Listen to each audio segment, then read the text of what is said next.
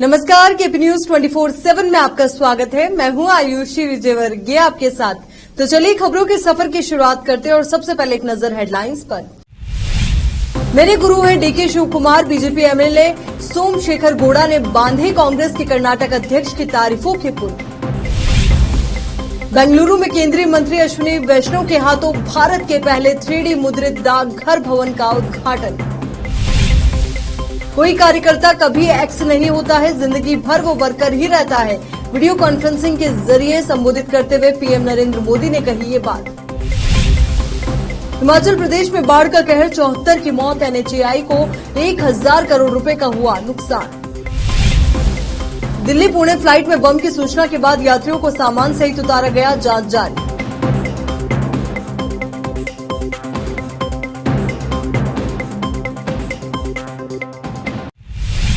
अब देखते हैं समाचार विस्तार से। हुमनाबाद के प्रसिद्ध व्यक्ति व काउंसलर अलहाज मोहम्मद रहमान उर्फ गोरे भाई का बीमारी के चलते गुरुवार 17 अगस्त को सुबह 5 बजे हैदराबाद के केयर अस्पताल में देहांत हो गया। उनकी उम्र 46 साल थी। उनके देहांत से हुमनाबाद तालुक में दुख की लहर फैल गई। 17 अगस्त को ईशा की नमाज के बाद एपीएमसी मार्केट के समीप स्थित मीरा कब्रिस्तान में उनकी जनाजे की नमाज पढ़ी गई और तदफीन की गई। वो अपने पीछे पत्नी के अलावा 3 पुत्र और 2 पुत्रियां छोड़ गए हैं। इनके देहांत की खबर सुनकर हुमनाबाद और चितगुप्पा से भारी संख्या में उनके प्रशंसक व नेतागण के अलावा हजरत सैयद पाशा हुसैनी, अल हुसैनी कादरी चिश्ती बुखारी हुमनाबाद, मोहम्मद अजहर अली नौरंग बसव कल्याण, मौलाना फैयाज कासमी, हाफिज सैयद कलीमुल्लाह, मोहम्मद मुकर्रम जहां, शेख नजीबुद्दीन, सैयद इलियादी मेहदी, मुफ्ती महमूद मोहम्मद बशीरुद्दीन निजामी, शौकत अली, अब्दुल समद, खालिद, शकील, मोहम्मद जमील खान, खलील पापू, एडवोकेट सैयद मजहर हुसैन गुलबर्गा और हजारों लोग जनाजे की नमाज में शामिल हुए। इनके जुलूस जनाजे में कई सामाजिक और राजनीतिक लोग भारी संख्या में उपस्थित रहे और उन्हें नम आंखों से विदा किया। चितगुप्पा से केपी न्यूज के संवाददाता अजीम और युवा पत्रकार सैयद मुस्तफा कादरी की कवरेज। कांग्रेस के वरिष्ठ नेता तथा कर्नाटक के उप मुख्यमंत्री डीके शिव कुमार को अपना राजनीतिक गुरु बताते हुए भारतीय जनता पार्टी के विधायक एसटी सोमशेखर गौड़ा ने कहा कि सहकारी क्षेत्र में जो तरक्की उन्हें हासिल हुई है वो शिव कुमार के कारण ही हुई है। कांग्रेस के पूर्व नेता और मौजूदा वक्त में बीजेपी के विधायक एसटी सोमशेखर गौड़ा ने गुरुवार को कहा कि अगर मुझे सहकारी क्षेत्र में तरक्की हासिल हुई है तो ये मेरे गुरु डीके शिव कुमार के कारण है, जिन्होंने मेरी मदद की। मुझे जेपी नगर का एक ब्लॉक नहीं सौंपा गया, बल्कि डीके शिव कुमार ने मुझे जेपी नगर का संयुक्त सचिव बना दिया था। उसके बाद वो मेरा समर्थन करते रहे। उन्होंने मुझे उत्तर हल्ली विधानसभा क्षेत्र से उम्मीदवार भी बनाया। बीजेपी नेता की ये टिप्पणी कर्नाटक विधानसभा चुनाव में कांग्रेस पार्टी द्वारा शानदार जीत हासिल करने के 3 महीने बाद आई है। केंद्रीय मंत्री अश्विनी वैष्णव ने बेंगलुरु में भारत के पहले 3D मुद्रित डाकघर भवन का उद्घाटन किया। इस दौरान उन्होंने कहा कि पिछले 9 सालों में पीएम मोदी के नेतृत्व में देश ने कई नई प्रौद्योगिकियां विकसित की है। इसी के मद्देनजर 3D प्रिंटेड इमारत का निर्माण एक महान पहल है। केंद्रीय मंत्री ने कहा कि यह शहर हमेशा भारत की एक नई तस्वीर पेश करता है। इस 3D प्रिंट डाकघर भवन की जो नई तस्वीर आपने देखी वही आज भारत की भावना है। यही वो भावना है जिसके साथ भारत आज प्रगति कर रहा है। ये सब इसलिए संभव है क्योंकि देश के पास एक ऐसा नेतृत्व है जो निर्णायक है और उसे हमारे लोगों की क्षमताओं पर भरोसा है।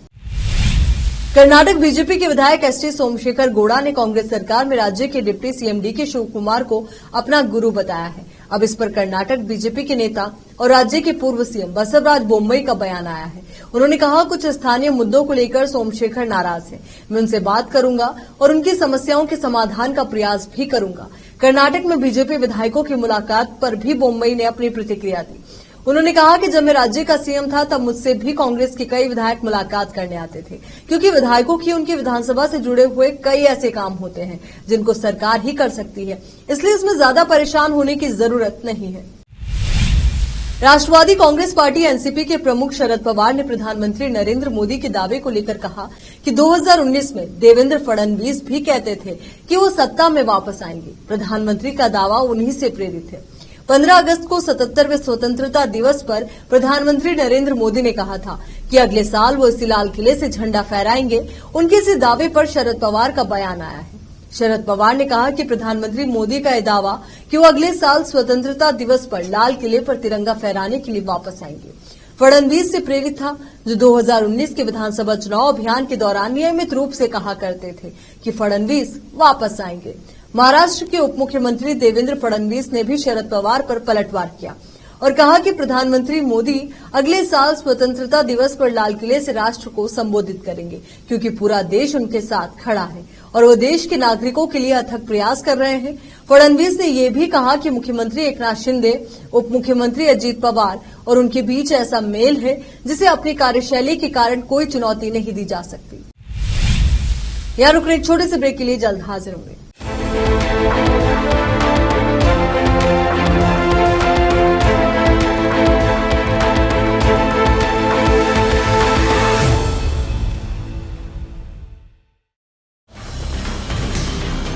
हिंदुस्तान के हर कोने में हम हैं मौजूद। 24 घंटे हालात पर गहरी नजर, खबरों से जुड़े चुपते सवालात और आपको दिखाता है धार्मिक, सामाजिक, राजनीतिक, लोकल और इंटरनेशनल न्यूज की सबसे बेहतर कवरेज, जो आपको रखती है हर पल बाखबर। देश और दुनिया भर की खबर के लिए देखते रहें KP news 24/7। Noor education trust Bidar की ओर से चलाए जाने वाला Noor MEd and BEd college Bidar, recognised by NCTE Delhi and affiliated to Gulbarga University, Gulbarga. Admission are open for the academic year 2022-23. विशेषज्ञ और सक्षम शिक्षकों द्वारा शिक्षा प्राप्त करने के लिए नूर एमएड एंड बीएड कॉलेज में दाखिला लें और शांत वातावरण में शिक्षा प्राप्त करें। बीदर शहर में बेहतर शिक्षा का एकमात्र केंद्र Noor MEd and BEd college, Shahpur gate, Bidar. Phone numbers 9945283920, 8482221297। शहर बीदर में अनमोल ग्रुप ऑफ रेस्टोरेंट्स की ओर से रॉयल अनमोल फैमिली रेस्टोरेंट और अनमोल रेस्टोरेंट के जरिए लोगों को स्वादिष्ट खानों के जरिए बेहतरीन सेवाएं प्रदान करने के झंडे गड़ने के बाद अनमोल रेस्टोरेंट के मालिकों ने अब शहर बीदर के लोगों की सेवा के लिए कदम आगे बढ़ाते हुए अब शहर बीदर के सबसे व्यस्त इलाके में एक शानदार फंक्शन हॉल अनमोल पैलेस बनाया है। शहर के हैदराबाद रोड पर स्थित ये शानदार अनमोल पैलेस फंक्शन हॉल अपने बेहतरीन लोकेशन, बेहतरीन वातावरण और अपनी खूबसूरती के कारण सबके आकर्षण का केंद्र बन गया है। यहाँ पर खूबसूरत हॉल, दूल्हा दुल्हन के लिए खूबसूरत स्टेज, खुला और हवादार डाइनिंग हॉल उपलब्ध है और साथ ही यहाँ पर अलहदा वेस्ट सेक्शन और वीआईपी सेक्शन भी मौजूद है। अपने बच्चों की शादी, वलीमा और दूसरे फंक्शंस के लिए आज ही दौड़े चले आइए। याद रखिए, अपने सभी प्रकार के फंक्शंस को यादगार बनाने का केंद्र है प्रोप्रिएटर अब्दुल खालिद और मोहम्मद बशारत अहमद की शानदार पेशकश अनमोल पैलेस फंक्शन हॉल। यहाँ पर बुकिंग शुरू हो गई है, फौरन आइए और फंक्शन हॉल बुक करवाइए। Address near APMC vegetable market, Hyderabad road, Bidar 585403। Booking करने और अधिक जानकारी के लिए इस नंबर पर संपर्क करें 8310357864। ब्रेक के बाद एक बार फिर से आपका स्वागत है। प्रधानमंत्री मोदी ने दादरा और नागर हवेली और दमन और दीव में क्षेत्रीय पंचायती राज परिषद को वीडियो कॉन्फ्रेंसिंग के जरिए संबोधित करते हुए कहा कि कोई कार्यकर्ता एक्स नहीं होता है, वो जीवन भर कार्यकर्ता रहता है। उन्होंने कहा कि हम संगठन में विश्वास करते हैं, हम संस्कारों में विश्वास करते हैं, हम समर्पण में विश्वास करते हैं, हम सामूहिकता के संस्कारों के साथ सामूहिक जिम्मेदारी के साथ आगे बढ़े और जो जिम्मेदारी मिली उसके लिए निरंतर अपनी योग्यता और अपना कौशल बढ़ाते जाएं। पीएम मोदी ने कहा कि लोकतंत्र की मजबूती शिखर पर जितनी है उससे ज्यादा नींव पर होती है। हिमाचल प्रदेश में मानसून की बारिश ने खूब तबाही मचाई। भारी बारिश और लैंडस्लाइड की घटनाओं से मरने वालों की संख्या गुरुवार को बढ़कर 74 हो गई। रेस्क्यू टीम ने शिमला में एक शिव मंदिर के मलबे से एक और शव निकाला, जबकि चंबा में 2 और लोगों की मौत हो गई। शिमला में 3 बड़े लैंडस्लाइड की घटनाओं में 21 लोगों की मौत हो गई, जिसमें समर हिल के शिव मंदिर में हुई एक मौत भी शामिल है।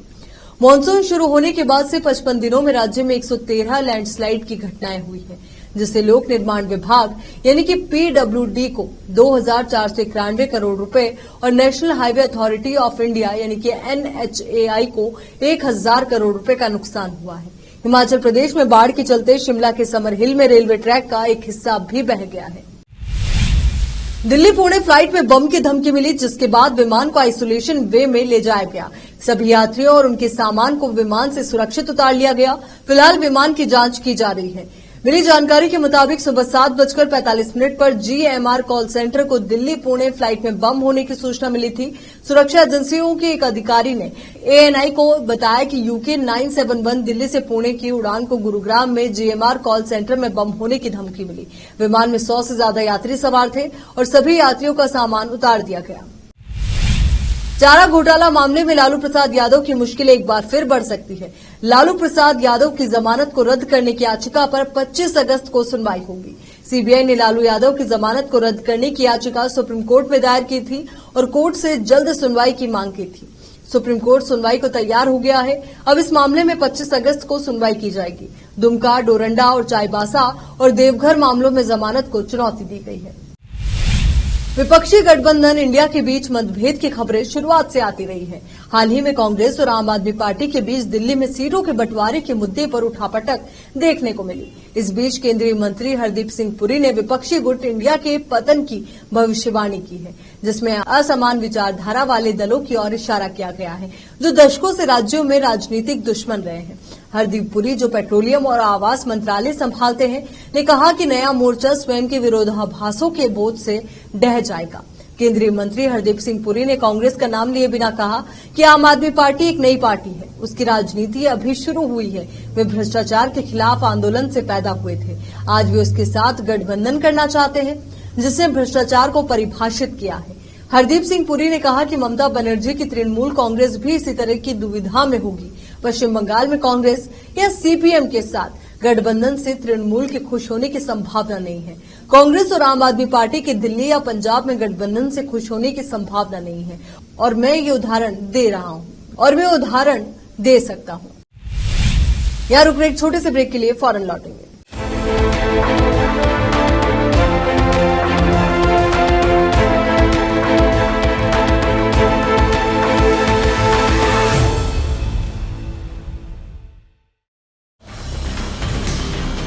हिंदुस्तान के हर कोने में हम हैं मौजूद। 24 घंटे हालात पर गहरी नजर, खबरों से जुड़े चुपते सवालात और आपको दिखाता है धार्मिक, सामाजिक, राजनीतिक, लोकल और इंटरनेशनल न्यूज की सबसे बेहतर कवरेज, जो आपको रखती है हर पल बाखबर। देश और दुनिया भर की खबर के लिए देखते रहें KP News 24/7। Noor education trust Bidar की ओर से चलाए जाने वाला नूर M.Ed and B.Ed college Bidar, recognized by NCTE Delhi and affiliated to Gulbarga University, Gulbarga. Admission are open for the academic year 2022-23। विशेषज्ञ और सक्षम शिक्षकों द्वारा शिक्षा प्राप्त करने के लिए नूर M.Ed and B.Ed कॉलेज में दाखिला लें और शांत वातावरण में शिक्षा प्राप्त करें। बीदर शहर में बेहतर शिक्षा का एकमात्र केंद्र Noor M.Ed and B.Ed college, Shahpur gate, Bidar. Phone numbers 9945283920, 8482221297। शहर बीदर में अनमोल ग्रुप ऑफ रेस्टोरेंट्स की ओर से रॉयल अनमोल फैमिली रेस्टोरेंट और अनमोल रेस्टोरेंट के जरिए लोगों को स्वादिष्ट खानों के जरिए बेहतरीन सेवाएं प्रदान करने के झंडे गड़ने के बाद अनमोल रेस्टोरेंट के मालिकों ने अब शहर बीदर के लोगों की सेवा के लिए कदम आगे बढ़ाते हुए अब शहर बीदर के सबसे व्यस्त इलाके में एक शानदार फंक्शन हॉल अनमोल पैलेस बनाया है। शहर के हैदराबाद रोड पर स्थित ये शानदार अनमोल पैलेस फंक्शन हॉल अपने बेहतरीन लोकेशन, बेहतरीन वातावरण और अपनी खूबसूरती के कारण सबके आकर्षण का केंद्र बन गया है। यहाँ पर खूबसूरत हॉल, दूल्हा दुल्हन के लिए खूबसूरत स्टेज, खुला और हवादार डाइनिंग हॉल उपलब्ध है और साथ ही यहाँ पर अलहदा वेस्ट सेक्शन और वीआईपी सेक्शन भी मौजूद है। अपने बच्चों की शादी, वलीमा और दूसरे फंक्शंस के लिए आज ही दौड़े चले आइए। याद रखिए, अपने सभी प्रकार के फंक्शंस को यादगार बनाने का केंद्र है प्रोप्रिएटर अब्दुल खालिद और मोहम्मद बशारत अहमद की शानदार पेशकश अनमोल पैलेस फंक्शन हॉल। यहाँ पर बुकिंग शुरू हो गई है, फौरन आइए और फंक्शन हॉल बुक करवाइए। Address near APMC vegetable market, Hyderabad road, Bidar 585403। Booking करने और अधिक जानकारी के लिए इस नंबर पर संपर्क करें 8310357864। ब्रेक के बाद बढ़ते हैं आगे। बिहार के मुख्यमंत्री नीतीश कुमार ने बुधवार को दावा किया कि प्रधानमंत्री नरेंद्र मोदी विपक्षी गठबंधन इंडिया के गठन को लेकर चिंतित है, जिसका प्रदर्शन 2024 के लोकसभा चुनाव में शानदार रहेगा। जनता दल यूनाइटेड जेडीयू के शीर्ष नेता ने दिल्ली से लौटने पर यहां पत्रकारों से बातचीत के दौरान ये टिप्पणी की। दिल्ली में उन्होंने बुधवार को पूर्व प्रधानमंत्री अटल बिहारी वाजपेयी को उनकी पुण्यतिथि पर श्रद्धांजलि दी थी। उन्होंने कहा कि मैं चिकित्सा संबंधी जांच के लिए दिल्ली गया था। ये संयोग ही था कि उस दिन उस दिवंगत नेता की पुण्यतिथि थी, जो मेरे प्रति बहुत स्नेह रखते थे।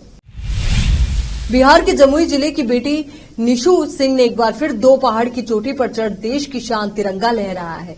निशु ने 15 अगस्त को लद्दाख के 2 पर्वतों पर तिरंगा फहराया। उन्होंने माउंट डोजंगो के 6218 मीटर और कंगारू लापास के 5258 मीटर ऊंचाई पर चढ़ाई की। अंतर्राष्ट्रीय पर्वतारोही निशु सिंह ने एक बार फिर अपने देश और प्रदेश को गौरवान्वित किया है। निशु सिंह ने 15 अगस्त को स्वतंत्रता दिवस के शुभ अवसर पर लद्दाख के माउंट डोजंगो 6218 मीटर और माउंट कांगरू लापास 5258 मीटर पीक पर भारतीय तिरंगा लहराकर सभी देशवासियों को स्वतंत्रता दिवस की शुभकामनाएं दी और अपने देश और प्रदेश का मान बढ़ाया। निशु सिंह ने अपनी टीम के साथ ये अभियान 8 अगस्त से प्रारंभ किया था। उनका ये अभियान 17 अगस्त तक चला। निशु सिंह पिछले 4 साल से लगातार पर्वतारोहण कर रही हैं और इन्होंने अफ्रीका महाद्वीप की सबसे ऊंची चोटी माउंट किलिमंजारो पर भी भारत की शान तिरंगा लहरा चुकी हैं और क्षेत्र का नाम रोशन कर रही हैं।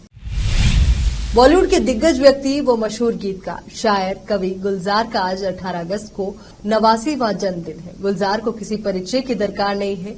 उनका नाम जुबां पर आते ही दिल को छू जाने वाले कई गीतों को लोग खुद ब खुद गुनगुनाने लगते हैं।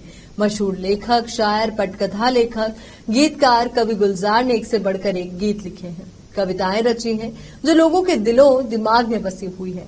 आज गुलजार साहब का जन्मदिन है। आज वे अपना 89वां बर्थडे सेलिब्रेट कर रहे हैं। पाकिस्तान में जन्मे गुलजार को छोटी सी उम्र से ही कविताएं लिखने का शौक था। एक बार फिर से नजर डालते हैं हेडलाइंस पर। मेरे गुरु है DK Shivakumar. BJP MLA Somashekar Gowda ने बांधे कांग्रेस के कर्नाटक अध्यक्ष की तारीफों के पुल। बेंगलुरु में केंद्रीय मंत्री अश्विनी वैष्णव के हाथों भारत के पहले 3D मुद्रित डाकघर भवन का उद्घाटन। कोई कार्यकर्ता कभी एक्स नहीं होता है, जिंदगी भर वो वर्कर ही रहता है। वीडियो कॉन्फ्रेंसिंग के जरिए संबोधित करते हुए पीएम नरेंद्र मोदी ने कही ये बात। हिमाचल प्रदेश में बाढ़ का कहर, 74 की मौत। एनएचएआई को 1000 करोड़ रुपए का हुआ नुकसान। दिल्ली पुणे फ्लाइट में बम की सूचना के बाद यात्रियों को सामान सहित उतारा गया, जांच जारी।